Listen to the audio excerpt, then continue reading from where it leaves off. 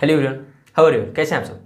तो जैसा कि आपने पिछले पार्ट में देखा उपनिषद के बारे में, वेदांत के बारे में, तो इस पार्ट में हम जानेंगे जैसे कि मनुस्मृति का नाम आप सुने होंगे। तो मनुस्मृति में जैसे कि प्रश्न आता है कि मनुस्मृति में विवाह की उम्र क्या था, कितने प्रकार के विवाह वाले होते थे जिसकी चर्चा मनुस्मृति में है, कितने प्रकार के संस्कार होते थे, कितने प्रकार के आश्रम होते थे, इस सभी के बारे में जानेंगे इस वीडियो में, क्योंकि ये सभी से प्रश्न आपको एग्जाम में पूछे ही जाते हैं। तो आते हैं, जानते हैं। सबसे पहले हम बात करते हैं, जैसे कि अभी हम पिछले पार्ट में हम जान रहे हैं कि अभी हम इतिहास के स्रोत के बारे में, सोर्स ऑफ हिस्ट्री के बारे में जान रहे हैं कि क्या क्या सोर्स है जिससे हमको हिस्ट्री के बारे में जानकारी मिलती है। तो इसमें हम इस पार्ट में चर्चा करेंगे स्मृति साहित्य के बारे में। स्मृति साहित्य। अब स्मृति साहित्य होता क्या है? तो स्मृति साहित्य का मतलब होता है कि उस समय के जो लोग थे, जो साधु संत थे, जो ऋषि मुनि थे, उनका जो स्मृति था, उनके पास जो नॉलेज था, उसको उन्होंने जो लिखा, उसको जो साहित्य बना, उसको हम स्मृति साहित्य के नाम से जानते हैं। और स्मृति साहित्य बहुत सारे इतिहास की जानकारियाँ देता है, क्योंकि उस समय की उन्होंने उस समय के अनुसार जो भी उस समय सही था, गलत था, कैसे सामाजिक व्यवस्थाएं थी, राजनीतिक व्यवस्थाएं थी, आर्थिक व्यवस्थाएं थी, उस सभी के बारे में इन साहित्यों में देखने को मिलती है। तो इससे हमको इतिहास के उस समय के हर एक पल की जानकारियाँ मिलती है, इसलिए ये पढ़ना भी जरूरी है। तो स्मृति साहित्य में सबसे पहले हम लेके चलते हैं, हमारा जो है वह है मनुस्मृति।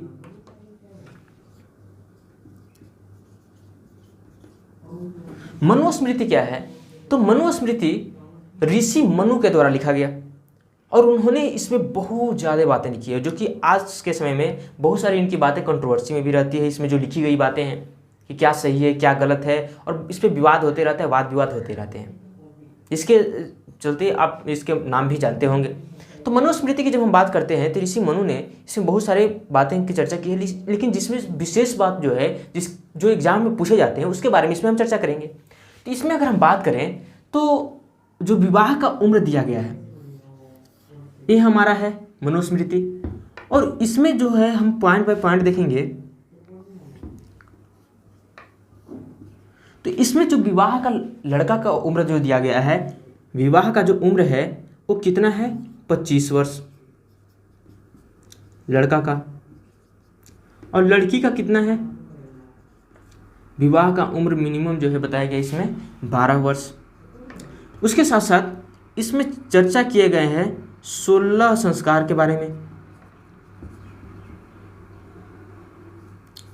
उसके साथ साथ इसमें और एक चर्चा मिलते हैं जो कि महत्वपूर्ण है, 4 आश्रम के बारे में चर्चा है। जो 4 आश्रम होते हैं जीवन के, उसके बारे में चर्चा की गई है। उसके साथ साथ यहाँ पे 8 विवाह की चर्चा है,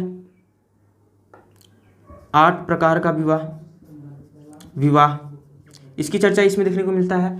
और उसके साथ साथ यहाँ पे इसमें और एक बात हम देखें तो 8 प्रकार के विवाह हमारा हो गया। इसमें हमारा ऋण के बारे में चर्चा किया गया है, कितने प्रकार के ऋण होते हैं जो हमको जीवन में चुकाने होते हैं।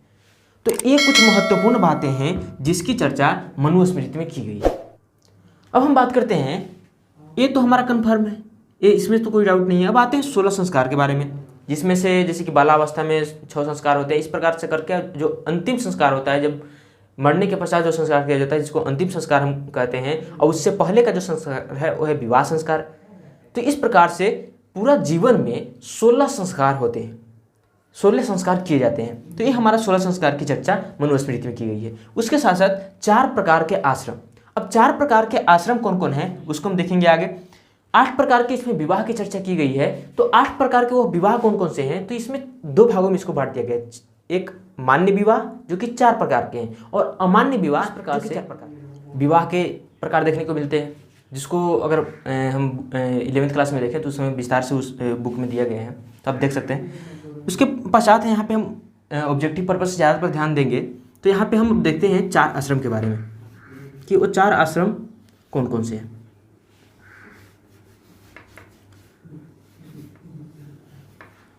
बात करते हैं आश्रम के बारे में।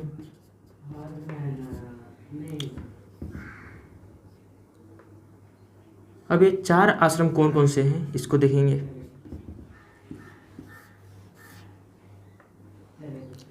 जिसमें सबसे पहला हमारा आता है 0 से 5 वर्ष की जो आयु होता है, 0 से 5 वर्ष की जो आयु है उसको कहा जाता है बालावस्था, बालावस्था या फिर शिशु अवस्था बोल सकते हैं। तो बालावस्था 0 से 5 वर्ष तक हो गया। अब 0 से 5, अब 5 के बाद जो शुरू होता है, 5 से लेकर 25 वर्ष तक का जो आयु होता है उसको कहा जाता है ब्रह्मचर्य आश्रम, ब्रह्मचर्य आश्रम। उसके बाद 5 से 25 वर्ष तो हो गया हमारा, 5 से 25 जो वर्ष हुआ वो हमारा क्या कहलाया, ब्रह्मचर्य आश्रम कहलाया। उसके बाद दूसरा हमारा 25 से जो 50 तक का उम्र होता है इसको हम कहते हैं गृहस्थ आश्रम, गृहस्थ आश्रम। क्योंकि इसमें हम क्या करते हैं, 25 वर्ष की उम्र में विवाह होता है और व्यक्ति गृहस्थ जीवन में प्रवेश कर जाता है इसके अनुसार। अब हम बात करते हैं 50 वर्ष से लेकर 75 वर्ष तक, ये जो आयु होता है इसमें अगर हम बात करें तो इसको कहा जाता है वानप्रस्थ, वानप्रस्थ आश्रम।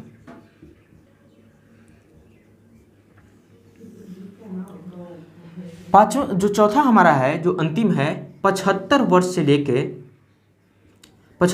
लेके अंत तक, जब तक व्यक्ति मर नहीं जाता है तब तक उसका क्या कौन सा जीवन होता है, सन्यासी आश्रम। तो ये इतना प्रकार के जो है आश्रम आपको देखने को मिलेंगे, जिसमें 5 से 25 वर्ष में ब्रह्मचर्य आश्रम, जिसमें ब्रह्मचर्य के नियमों को पालन करना होता है, जिसमें आप आराम से गुरुकुल में जाकर या फिर कहीं भी शिक्षा ग्रहण करें और मांस मछली से बहुत से कुछ ब्रह्मचर्य के नियम होते हैं उसको आपको फॉलो करना होता है इसमें। तो 5 से जो 25 वर्ष तक है वो ब्रह्मचर्य आश्रम होता था। 25 से 50 वर्ष वो गृहस्थ आश्रम, जिसमें आप अपने बहुत सारे आप पे दायित्व आ गए हैं, क्योंकि आपके पिता आपके अपना दायित्व पूरा किया तो आपको भी अब अपना दायित्व पूरा करना होगा, आपके परिवार ने अपना दायित्व पूरा किया है। तो उस प्रकार से 25 से 50 वर्ष तक आपको अपना दायित्व निभाना होता है। अब 50 वर्ष के बाद आप धीरे धीरे अपने समाज के भलाई के लिए कुछ करें या फिर अपने घर से धीरे धीरे जो है दूरी बनाना शुरू कर दें। और उसके साथ साथ 75 से जो 75 वर्ष होता है उसके बाद आपको घर त्याग देना है और घर त्याग कर जो है सन्यासी बन जाना है और सन्यासी के रूप में भगवान के रूप में जो भगवान में विलीन हो जाना है।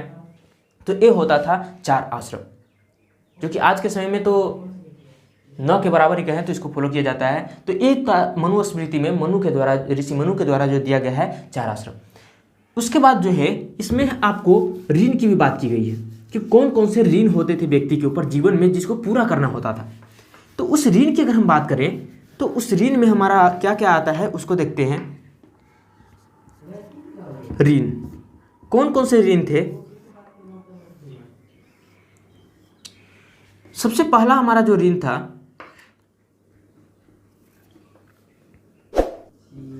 देव ऋण। देव ऋण को हम कैसे पूरा कर सकते थे, तो देव ऋण को पूरा करने के लिए आप यज्ञ करें, पूजा पाठ करें, इस प्रकार से आप देव ऋण को पूरा कर सकते हैं। दूसरा क्या था, दूसरा था ऋषि ऋण। ऋषि मुनि का जो ऋण है उसको कैसे पूरा करेंगे, तो उस समय ऋषि मुनि जो है ज्ञान देते थे, यानी कि ज्ञान। तो आप भी किसी व्यक्ति को ज्ञान देकर या फिर पढ़ाकर या उसको शिक्षा देकर आप ऋषि ऋण से भी जो है उद्धार पा सकते हैं, पार पा सकते हैं, यानी कि ऋषि ऋण को भी आप उतार सकते हैं, यानी कि इसको भी खत्म कर सकते हैं। फिर आता है तीसरा हमारा पितृ ऋण। पितृ ऋण को कैसे खत्म कर सकते हैं, तो पितृ ऋण से पार पाने के लिए तो आपको पिता बन के यानी कि संतान की उत्पत्ति करके आप जो है पितृ ऋण से जो है पार पा सकते हैं, पितृ ऋण से उबार पा सकते हैं। लेकिन इन तीनों को छोड़कर एक बहुत ही महत्वपूर्ण ऋण है जिसको आप कभी भी पूरा नहीं कर सकते। तो वो कौन सा ऋण है, यानी कि जिसको चुकाया नहीं जा सकता। देव ऋण को तो हम कैसे चुका सकते हैं, पूजा पाठ करके, यज्ञ करके हम देव ऋण को चुका देंगे। दूसरा हमारा है ऋषि ऋण। ऋषि ऋण जो है इसको हम ज्ञान देकर, पढ़ाकर या किसी को विद्या देकर जो है हम इसको, इससे कोई भी चुका सकते हैं। पितृ ऋण को कैसे चुका सकते हैं, संतान उत्पत्ति कर यानी कि पिता बनकर। और चौथा है कौन सा ऋण है जिसे हम चुका नहीं सकते हैं, वो हमारा है मातृ ऋण। मातृ ऋण है जिसे चुकाया नहीं जा सकता, इसलिए कहा जाता है कि माता के जो माँ जो है उनके ऋण को आप कभी भी जिंदगी में जो कुछ भी उनके लिए कर दीजिए लेकिन आप उनके ऋण को चुका नहीं सकते हैं। इसलिए माँ का स्थान सदैव सबसे ऊपर होता है, इसलिए मातृ ऋण को क्या कर सकते हैं आप, चुका नहीं सकते हैं। तो इस प्रकार से 3 ऋण है जिसे आप जीवन में चुका सकते हैं, लेकिन एक ऋण मातृ ऋण जिसे आप चुका नहीं सकते हैं। तो इस प्रकार से मनुस्मृति में इन प्रमुख बातों की चर्चा की गई है, जिसको हम एक और शॉर्ट रिवीजन करते हैं। सबसे पहले अगर बात करें तो विवाह की चर्चा की गई है, जिसमें 8 प्रकार के विवाह हैं, और विवाह के लिए लड़का का उम्र बताया गया 25 वर्ष, लड़की का उम्र 12 वर्ष।